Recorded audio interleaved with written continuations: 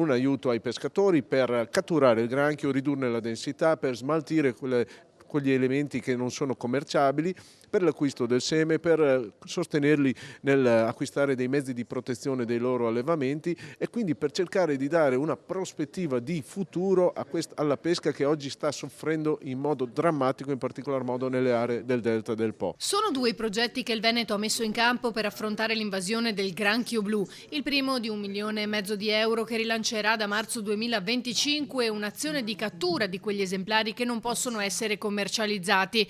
Il secondo, di altrettanti 1,5 milioni di euro, è finalizzato alla mappatura ambientale del granchio, mirata alla gestione della specie invasiva e alla sostenibilità socio-economico della pesca e dell'acquacoltura veneta. Insieme al commissario è stato presentato un sistema veneto con cui la Regione intende affrontare l'emergenza. Il piano è stato presentato, adesso è all'attenzione dei due ministri dell'ambiente e ministri dell'agricoltura per l'approvazione.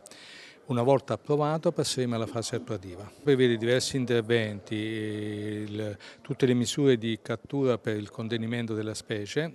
In particolare si parla di catture selettive perché si punta maggiormente sulle femmine quando girano con il bagaglio d'uovo, quindi le femmine ovigere.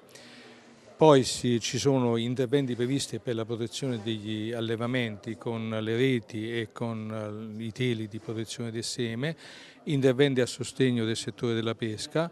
C'è l'attività di monitoraggio e una banca dati che rafforzerebbe quella previsione che già c'è a livello europeo sul granchio blu e in particolare sulle specie aliene. Poi inizieremo con il granchio blu e la banca dati poi sarà aperta anche alle altre specie aliene. La giornata è stata l'occasione per tracciare il bilancio del progetto realizzato nel 2023 dalla Regione, che ha portato i primi dati scientifici sull'invasione della specie aliena. Nelle sole aree lagunari sono state rimosse 1.000 tonnellate di esemplari, 1.900 invece nel 2024. Ma dove finiscono? Abbiamo già dei contratti stipulati da operatori della nostra regione con paesi esteri per esportare questo granchio. Chiaro che non potrà mai essere sostitutivo della realtà esistente della pesca, della molluschicoltura, della venericoltura, quindi deve essere un'opportunità in più, ma non possiamo considerare che il granchio vada a sostituire questo settore che invece deve essere preservato.